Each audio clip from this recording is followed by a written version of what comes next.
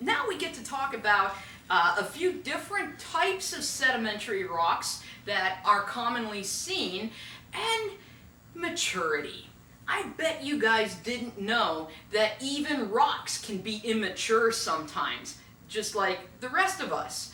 And so we're going to see what immaturity or maturity in rocks means, and also a few different rock types and what they tell us about Earth's history. So when we're talking about sandstones, so specifically those clastic sedimentary rocks, clastic meaning they're little bits and pieces that are weathered and eroded from older rocks, and the tectonic setting, so the whether we're close to mountains being formed or far from them, that kind of stuff. Well, one of the things we look at is maturity when we look at this tectonic setting. Maturity refers to the amount of transport and erosion experienced by the grains, by the solid pieces in that clastic rock. As maturity increases, the less stable minerals break down. So hopefully, think back to physical geology when you talked about things like Bowen's reaction series and stuff like that. And you probably talked about in the weathering chapter how different minerals are stable under different conditions, and things like quartz is really, really stable at Earth's surface, but things like olivine is not. So the less stable minerals will break down as your material is being transported, and your what are called ferromagnesians. Ferro means iron, magnesium refers to magnesium. That's minerals that contain iron and magnesium, like olivine, pyroxene, and hornblende. Those will tend to break down faster than minerals like, say, quartz and potassium feldspar. Now, other minerals like your plagioclase feldspars also will tend to break down faster than other materials. So your less stable minerals, the ferromagnesians, your plagioclase feldspars, stuff like that, will break down before other minerals like your very stable quartz. So over time, the amount, as your sediment is being transported, the amount of that sediment, the percentage of quartz increases. The other thing we talked about earlier, the grains, the little sand grains, are going to become more and more rounded over time. And so an immature sandstone might be something that has hornblende and pyroxene and yes, some quartz and maybe some plagioclase and some potassium feldspar, but a very mature sandstone would be almost entirely quartz. So a mature sandstone would be a quartz sandstone. It's over 95% quartz. The typical environments where you would find a sandstone like this are stable, shallow water environments like the continental shelf. Think about it, this stuff's being transported across a continent, carried to the oceans. You also get these in what are called epicontinental or epyric seas. Epicontinental seas are shallow seas that cover parts of the continent. So earlier I mentioned we have these sea level rises and falls over time. There have been times when, well, honestly, 6 times in Earth's history, Texas has been either partially or almost completely covered by water, seawater, in one of these shallow seas. Well, in those shallow seas, you might find some of these nice quartz sandstones. You also tend to find them in desert environments. What do they look like? This is a piece of one of these very mature quartz sandstones. And if you look closely at it, that's what goes into that. Each one of those is a little grain of quartz. And when we look closely, you don't see anything but quartz grains there. So we would say that this is a very mature sandstone. We have nice rounded quartz grains, and there is nothing but quartz in that sandstone. Now, of course, there's going to be sandstones that have different compositions. And if your sandstone has over 25% feldspar in it, and that can be potassium feldspar or plagioclase feldspar. It's going to be called an Archos. And these tend to form when you have granitic rocks that are being weathered. Right? Granite contains a lot of quartz, feldspars, and then some other minerals like muscovite, maybe biotite, and some other things. Well, when these break apart and weather, you're going to get a rock that has a lot of feldspar in it. Now, if that sediment got transported a long distance, the feldspar is going to weather away, and we're just going to have that quartz behind. But if it's not carried that far, then the feldspar does not weather and erode away and stays in that rock, and we get an Archos. This is a very typical Archos sandstone. All those little pink things you see in there are grains of potassium feldspar. You can also have a type of sedimentary rock called a Graywacke, and Graywacke has abundant matrix between grains. So that means you're going to have a lot of little sand grains, but then you have a lot of mud, a lot of silt and clay in between those. Oftentimes Graywackes will actually have sort of a greenish tint to them. You'll see the little sand grains and you see this kind of green mud. These tend to form where you have active tectonic settings. So think of like a subduction zone type environment.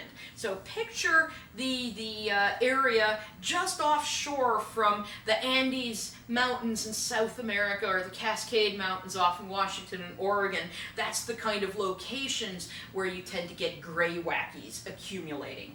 This is what a Graywacke looks like. We have all these little sand grains in there and then finer grained matrix surrounding those. You can also have a lithic sandstone. This is a mix of abundant rock fragments, and they can be all kinds of different rock fragments. If you have a sandstone like this forming, say, in Iceland, where you have a lot of basalt, you're going to get a lithic sandstone with a lot of basalt fragments. You can have a lot of granite fragments if this is being eroded from, say, mountains like in parts of California. You can have, these can have all kinds of different characteristics and different compositions of rock fragments depending where they're being weathered from. And this happens because you have incomplete weathering, meaning it just started weathering and breaking down, so lots of the easy to weather and erode minerals are still preserved.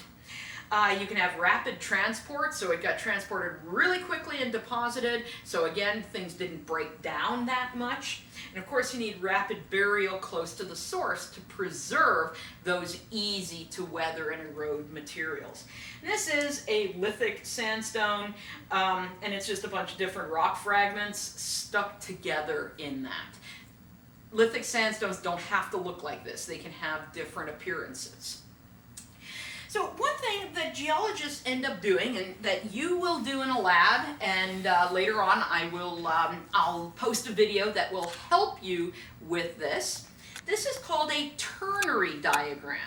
And what we will do is we, as geologists, will look at what percentage of quartz grains are in the rock, what percentage of feldspars, and what percentage of rock fragments are in the sedimentary rock. Now, we will usually do this looking at the rock under a microscope. And then we kind of calculate that, and if it's 100% quartz, it would plot there. If it's completely feldspar, it's there, and if it's completely rock fragments, it's there. But usually, there's a mix of these.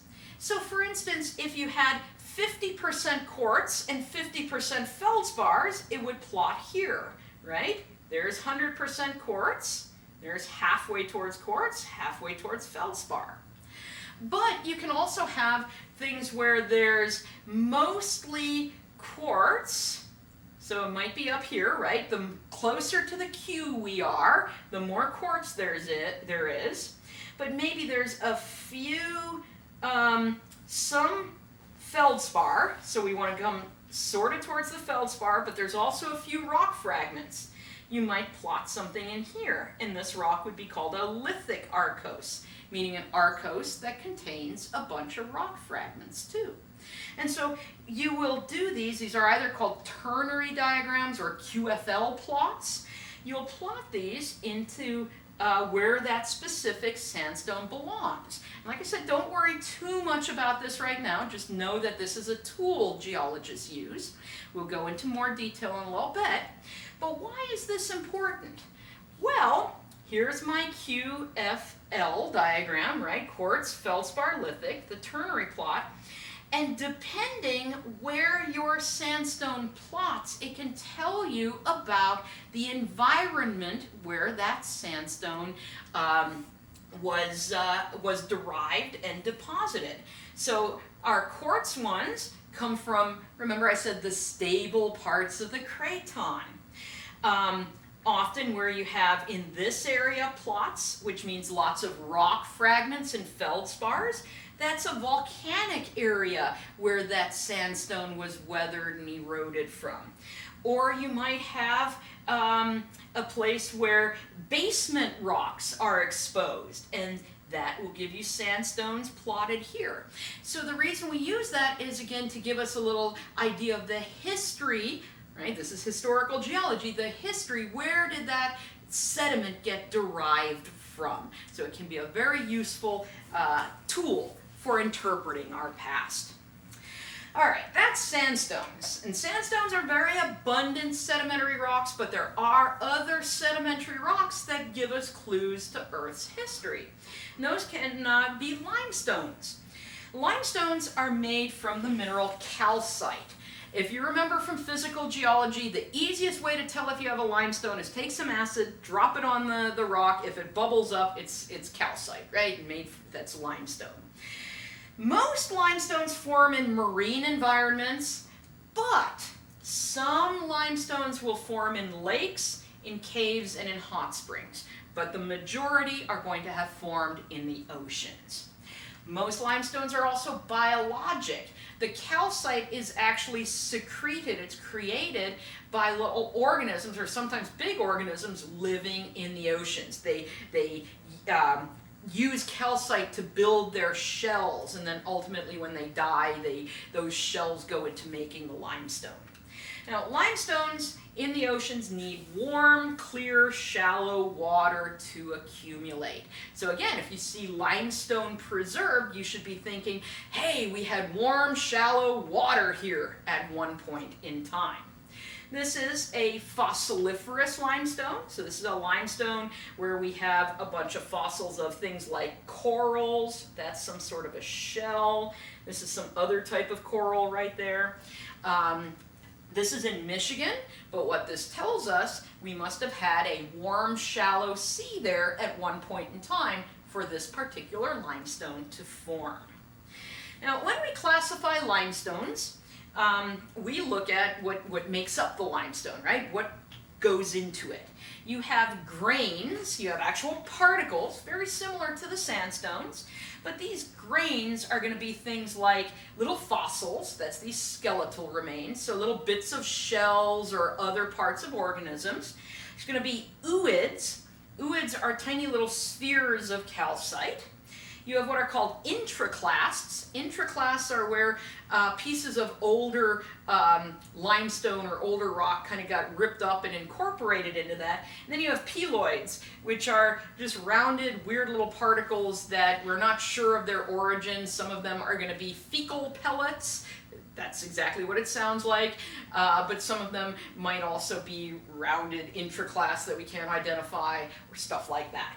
So you have the grains, the big pieces, you have mud, but when we're talking about like very fine particles in limestones, we call it micrite. So limestone mud is micrite. And then there's again the cement that glues the whole thing together. All right, we also have, that was my cell phone, which I forgot to turn off. Sorry guys, I thought I remembered. But we also have, I said the cement that glues everything together. Now when we're classifying these, it's based on the amount of matrix versus grains. So if we have entirely, or almost entirely, a limestone made of the fine-grained mud, we call it a mudstone. If it's a lot of mud and a few random little fossils or other grains in there, we call it a wacky stone. If this thing is chock full of fossils with a little bit of mud in it, it's called a pack stone. If it's all fossils and then they're glued together with a cement, it's grain stone. And if it's something like a coral reef where all the pieces were like intergrown and stuck together when the thing formed, it's called a bound stone. Again, don't worry too much about this right now. We'll be going over this in a little more detail later. All right, other important sedimentary rocks that you need to remember when we're interpreting Earth's history are evaporites. And how these form is right in the name. These form from evaporation of salty water, basically seawater. It's quite interesting. As seawater evaporates, minerals will precipitate out. They'll basically get deposited in a very predictable sequence. So when 50% of the water, so when half of the volume of the water has evaporated, you'll typically get carbonates directly precipitating from the water. So that's things like calcite. When 80% of the water has evaporated, you'll start getting things like the mineral gypsum getting deposited. And when 90% of the water has evaporated, you'll start getting halite deposited. This is the evaporite gypsum. It very often looks like this with these kind of lighter and darker layers of the gypsum mineral in there. This is from central New Mexico.